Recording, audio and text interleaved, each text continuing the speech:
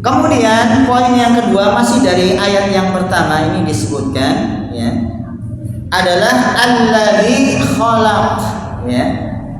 Alladzi khalaq. Ya ini tadi sudah sedikit disebutkan ya.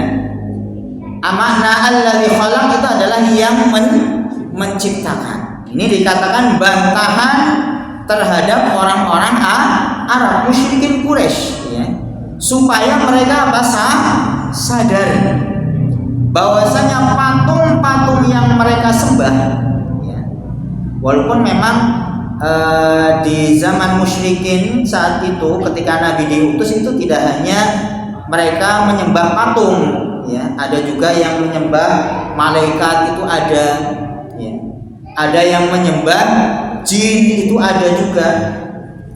Dan perlu diketahui juga jamaah sekalian, yang namanya beribadah itu tidak hanya bentuknya dengan orang itu sujud atau ruku. Ibadah, yang namanya ibadah itu tidak hanya diwujudkan dengan apa? Orang sujud atau ruku kepada sesuatu yang diibadahi itu saja. Termasuk dari bentuk ibadah adalah ketika seseorang itu meminta sesuatu ya kepada selain Allah Subhanahu wa ta'ala, itu juga adalah bentuk dari ibadah. Alias orang itu berdoa. Makanya Nabi mengatakan di dalam hadis, ad-du'a huwal ibadah. Doa itu bahkan inti dari ibadah. Maka nggak boleh orang itu meminta sesuatu kepada selain Allah Subhanahu wa ta'ala. Berarti seorang istri umpamanya gitu ya minta sesuatu kepada suaminya berarti nggak boleh gitu. Apakah seperti itu maknanya? Bukan. Kalau sesuatu itu adalah sesuatu yang manusia bisa melakukannya dan itu sesuatu yang bisa didengar ya, umpamanya ketika istri meminta apa biasanya kepada bapaknya, minta apa biasanya? Minta duit gitu ya. Ya Bu ya, atau minta apa Bu? Minta dibelikan baju. Itu kan suami mendengar kan gitu ya, mendengar. Dan apa namanya ya, seorang suami bisa mengusahakan itu kan gitu. Maka itu bukan dari perkara yang dilarang. Tetapi kalau ketika seorang hamba kemudian meminta sesuatu yang itu tidak bisa didengar oleh orang yang diminta ya, di antaranya tadi meminta sesuatu kepada orang yang sudah mati, yang ada di dalam kuburan, sudah masih bisa mendengar? Sudah nggak bisa, sudah terputus karena sudah beda alam barzakh. Barzakh itu artinya ada pembatas. Maka tidak mungkin orang itu meminta kepada sesuatu atau orang yang ada di dalam kubur padahal dia sudah meninggal, sudah mati, kecuali karena meyakini orang yang dia minta di dalam kuburnya itu masih apa? Memiliki apa? Tadi kekuatan, bisa mendatangkan manfaat atau madharat. Makanya kadang-kadang ada orang yang sewu gitu ya, lama nggak punya keturunan, datang ke kuburan ya, Mbah tolong saya dibantu bisa punya keturunan ya, Mbah saya mau nyalon umpamanya gitu ya. Nyalon apa? Ketua RT. Datang ke kuburan ya.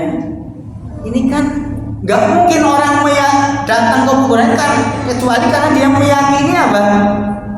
Si penghuni kubur itu masih memiliki apa?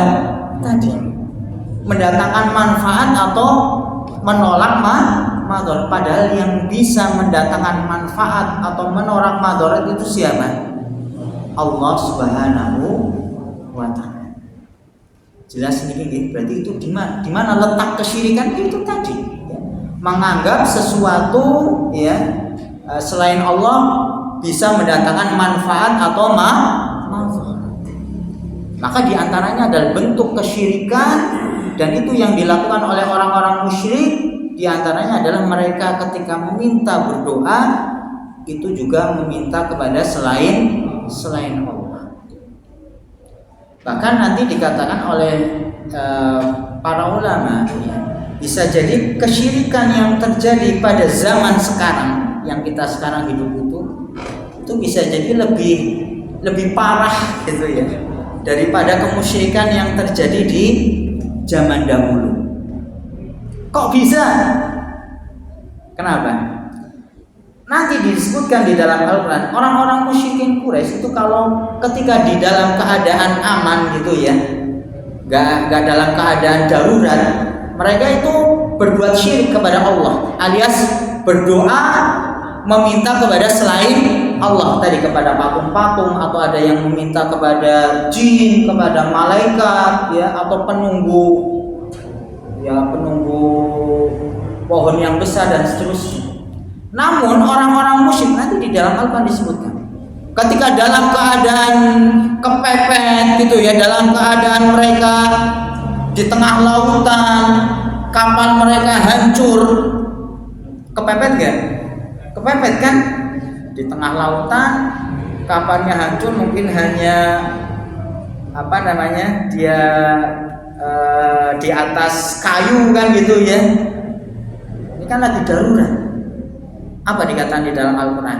Dan Allah yang mereka minta, ini orang-orang musyrikin Quraisy ya, dalam keadaan darurat yang mereka minta, ya, yang mereka berdoa itu hanya kepada Allah.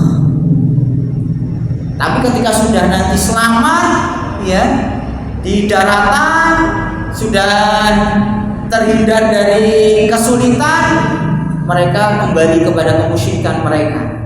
Tidak hanya berdoa kepada Allah, minta kepada Allah, tetapi juga minta kepada patung-patung itu. Itulah letak kemusyrikan yang terjadi di zaman Nabi tadi. Adapun di zaman sekarang bisa jadi ada juga orang yang baik dalam keadaan aman atau dalam keadaan sulit darurat, yang diminta siapa? Selain Allah.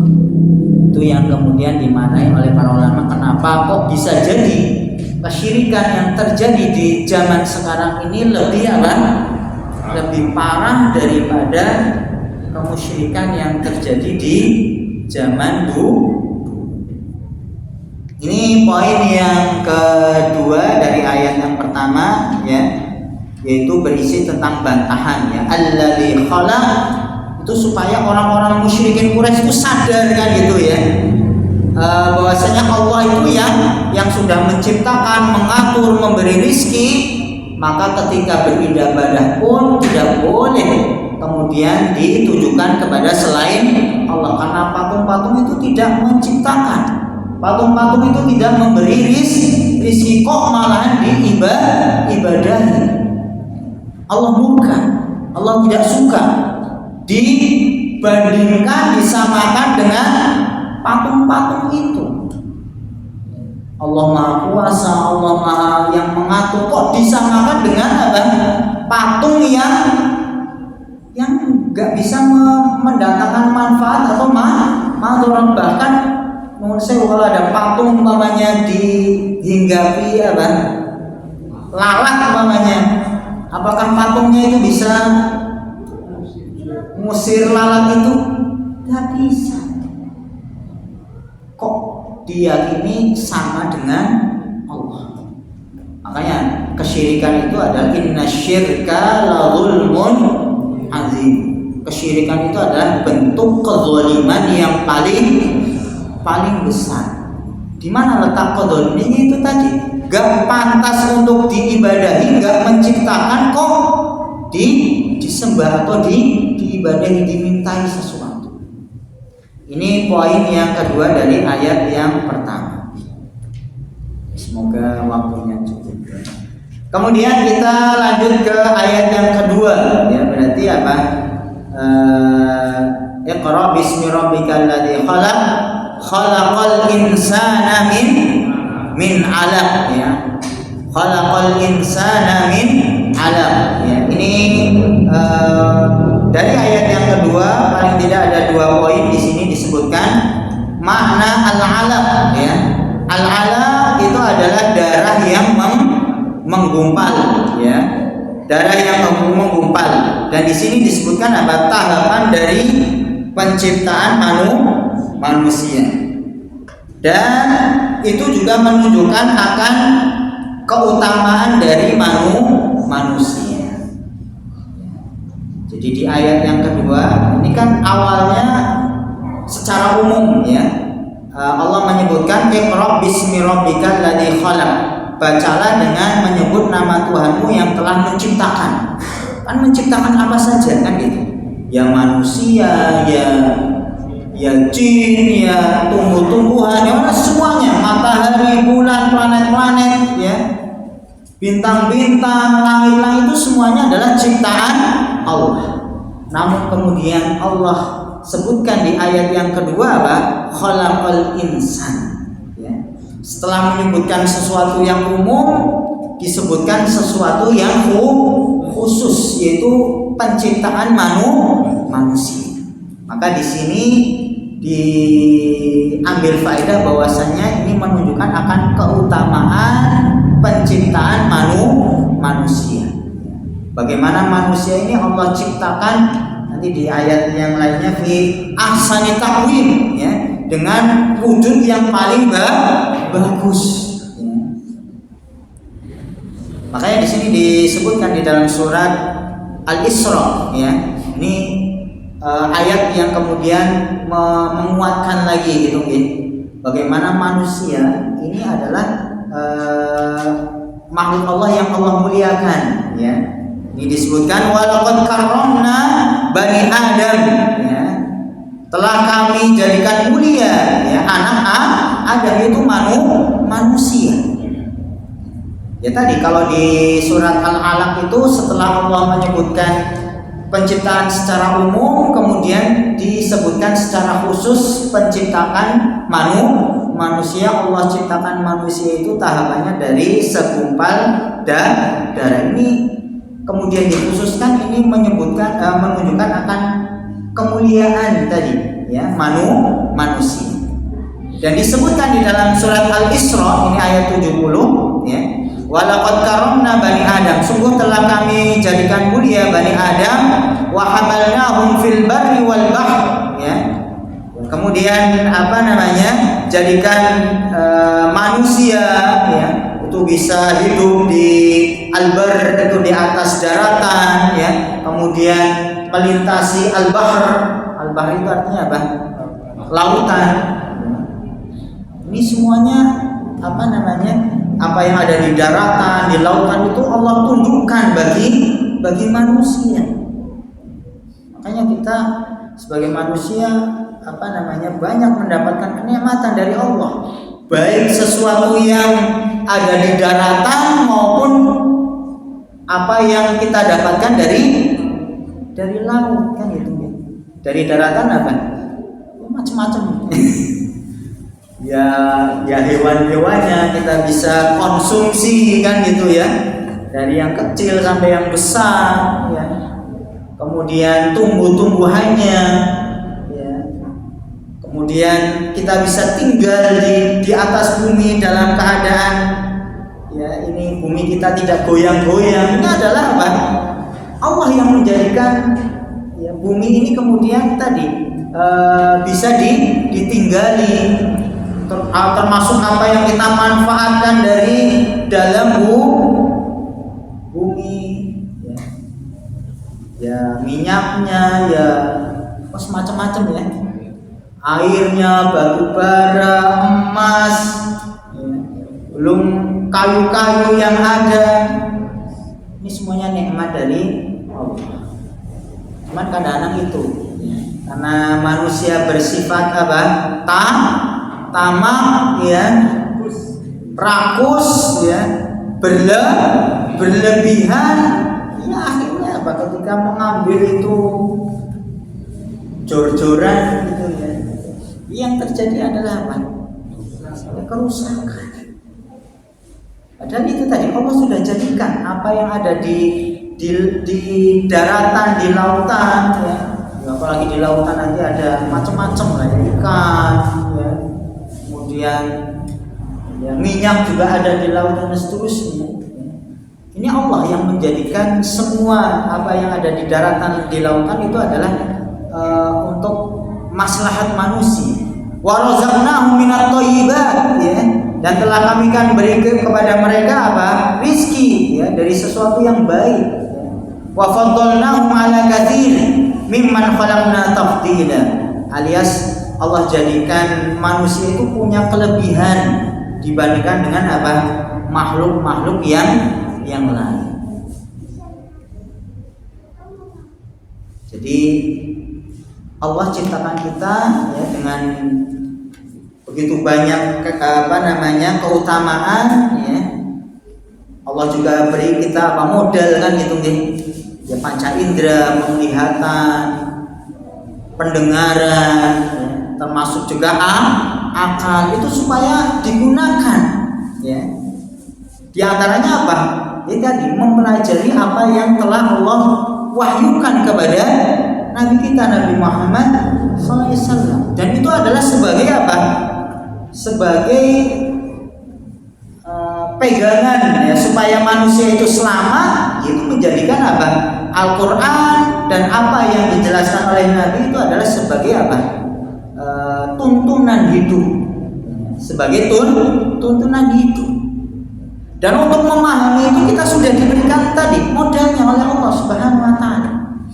Panca indera, ya, akal, ya. Dan itu yang tidak kemudian diberikan kepada makhluk yang lain. Makanya nanti kalau di dalam surat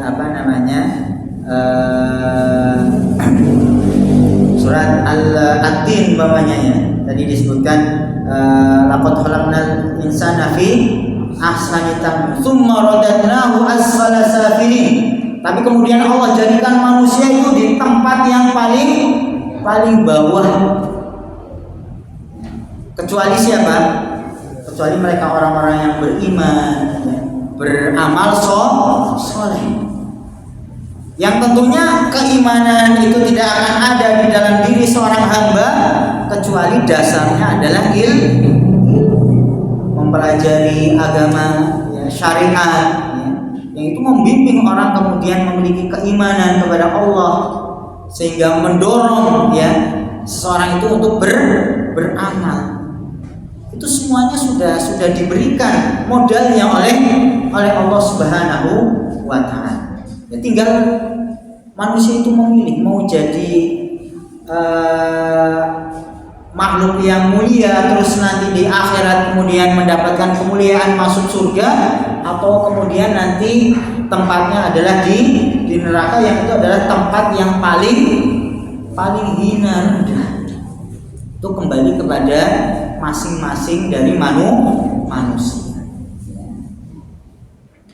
Dan awalnya memang Allah sudah ciptakan manusia itu fi ahsani taqwim tadi, dengan bentuk yang paling baik, ya, dan kemudian Allah berikan keutamaan kepada manusia. Berapa menit lagi nih? 8 menit. Mungkin satu lagi, ya, ini poin yang kedua dari ayat yang kedua, ya. Jadi tadi poin yang pertama adalah al-alam, itu adalah artinya darah yang menggumpal, dan di situ disebutkan tentang tahapan dari penciptaan manusia, ya. Setelah Allah menyebutkan penciptaan secara umum, Allah sebutkan secara khusus penciptaan dari manusia. Itu menunjukkan akan keutamaan dari siapa? Manusia. Ya, kalau manusia diberikan keutamaan, maka dia wajib bersyukur. Dengan apa? Dengan beribadah, tunduk kepada Allah Subhanahu wa taala. Kemudian poin yang kedua di sini disebutkan masih dari ayat yang kedua, ya. Allah berfirman, khalaqal insana min 'alaq. Ya, Allah menciptakan manusia itu dari segumpal darah. Ya, ini artinya adalah atau poin yang kedua, Allah mengatur manusia dengan perintah dan larangan. Allah mengatur manusia dengan perintah dan larangan, sehingga Allah mengutus para nabi dan menurunkan kitab. Karena mana tadi Iqra bismi rabbikal ladzi khalaq. Rob itu artinya yang mengatur. Rob itu dalam bahasa Arab robba. Robbi itu artinya mengatur, ya, menciptakan, ya, memberi rizki, ya. Maka termasuk juga karena Allah yang sudah menciptakan manusia, memberi rizki, Allah juga mengatur manusia, ya, memberi petunjuk, ya, supaya orang itu selamat, ya, di dunia maupun di akhirat, yaitu dengan adanya apa? Perintah dan larangan. Ya, tadi kita sebutkan segala hal yang itu mendatangkan kebaikan bagi seorang hamba pasti sudah dijelaskan, baik di dalam Al-Quran maupun di dalam hadis, dan kita diperintahkan untuk melakukannya.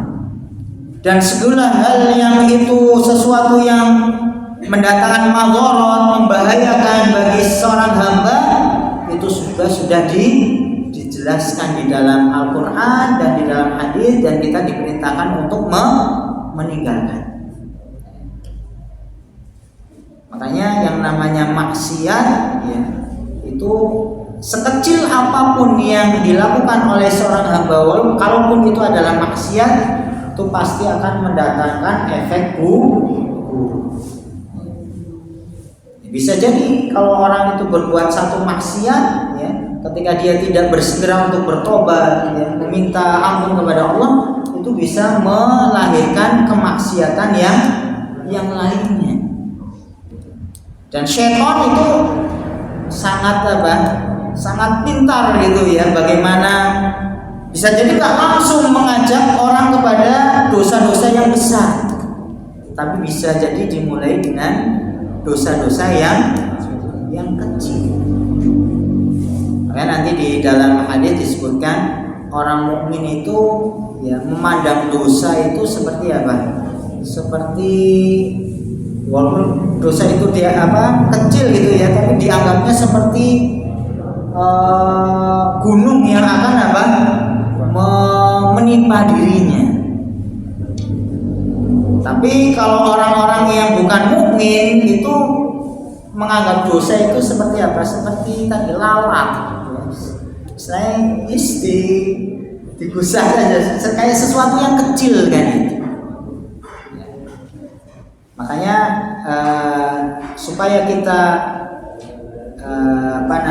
tidak mudah untuk melakukan kemaksiatan, kita ingat, ya, bukan kepada dosa kecilnya dosa, tetapi kepada siapa kita bermaksiat, siapa yang dilanggar aturan itu, ya, walaupun itu dosa kecil, tetapi hakikatnya siapa yang dia maksiati, yaitu Allah Subhanahu wa Ta'ala. Makanya ketika seorang itu keimanannya kepada Allah itu kuat gitu, itu yang kemudian mencegah, menjadikan seorang hamba itu terhindar dari dosa, karena dia merasa senantiasa diawasi oleh Allah Subhanahu wa Ta'ala. Ketika dia berbuat maksiat yang itu adalah sesuatu yang Allah perintahkan untuk dijauhi, kok dia langgar, itu kan berarti melanggar aturan Allah Subhanahu wa Ta'ala. Ini bagaimana di dalam ayat yang kedua ini Allah menyebutkan khalaqal insan, Allah yang menciptakan, ya, ini dikatakan falladzi khalaqal insan wa'tana bi tadbirihi, ya. Ini di dalam bahasa Arabnya disebutkan, ini di dalam tafsir As-Sa'di, bahwasanya Allah Subhanahu wa Ta'ala yang sudah menciptakan manusia, dan Allah lah yang mengatur tadi, ya, mengatur manusia, ya, la budda an yudabbirahu bil amri wan nahyi. Yang Allah mengatur manusia itu tadi dengan adanya perintah dan larangannya, ya. Bagaimana Allah itu mengatur manusia dengan perintah dan larangan? Wa dzalika bi irsalir rusul ilaihim, yaitu dengan mengutus rasul kepada manusia. Dan tadi kita sebutkan jumlah rasul berapa? Ada sekitar 350. Dan memang tidak semuanya itu diceritakan baik di dalam Al-Qur'an maupun di dalam hadis. Hanya beberapa yang diceritakan. Ya, kalau di dalam Al-Qur'an itu ada sekitar 25 ya, nabi dan rasul yang diceritakan oleh Allah. Nanti ada tambahannya juga di dalam hadis ya. Tapi itu tidak semuanya diceritakan. Tapi maksud Allah mengutus para rasul itu tadi memberikan peringatan, apa yang menjadi perintah Allah dijelaskan ya. Dan yang taat dengan perintah-perintah Allah itu akan selamat kan gitu. Allah Nabi memberikan kabar gembira orang-orang yang taat ya. Wa inzalil kutub alaihim, termasuk juga adalah Allah menurunkan apa? Kitab. Ada Taurat, ada Zabur, ada Injil, dan yang terakhir adalah Al-Quran. Belum lagi ada As-Suhuf ya. Mungkin yang sering kita dengar, Suhufi Ibrahim wa Musa, lembaran-lembaran yang Allah turunkan kepada Nabi Musa dan kepada Nabi Ibrahim. Wa lihadza dzakara ba'dal amri bil qiraah. Makanya setelah itu Allah kemudian menyebutkan ya tadi penciptaan manusia, setelahnya Allah perintahkan untuk membaca ya. Dan itu nanti ada kaitannya dengan bagaimana ya, di dalam syariat kita diperintahkan untuk berilmu kan gitu ya. Khususnya adalah tentang syariat, dan wasilah orang itu mendapatkan ilmu diantaranya adalah dengan apa? Dengan membaca dan menulis. Ya, apapun yang kita dapatkan dari Al-Quran, hadis-hadis, itu kan semuanya datang sampai kepada kita dengan apa? Dengan tulisan kan gitu. Walaupun nanti ada sejarahnya gitu ya. Kapan mulainya ditulisnya Al-Quran itu disatukan menjadi satu, itu ada sejarahnya. Alias semuanya itu ilmu pengetahuan itu sampai kepada kita itu adalah dengan apa? Sarana membaca dan tulisan. Siapa yang kemudian menjadikan orang bisa membaca dan menulis? Tentunya siapa? Allah Subhanahu wa ta'ala. Itu tidak semuanya tidak terlepas dari kuasa dari Allah Subhanahu wa ta'ala. Ini yang Allah perintahkan setelah menyebutkan penciptaan manusia. Ini yang ada di poin yang kedua dari ayat yang kedua. Semoga kita bisa lanjutkan lagi di kesempatan yang akan datang. Biiznillah, insyaallah kita masih belum selesai ini ya.